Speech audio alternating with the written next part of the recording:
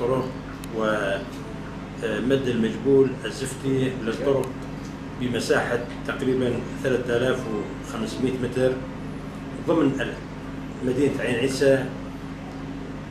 طبعا انتم لكم اطلاع تعرفون انه مدينة عين عيسى تم تخريب كافة الطرق تقريبا فيها من جراء اعمال الارهابية اللي مرت بها المدينة يعني. فحاليا احنا نحاول قدر الامكان نصلح حسب الميزانيات الموجودة عندنا. عملنا كنا نتمنى انه نقدر نقدم اكبر من هيك، بس ولكن الميزانيات اللي بين ايدينا قدرنا ننفذ فيها الاعمال هاي الضرورية جدا.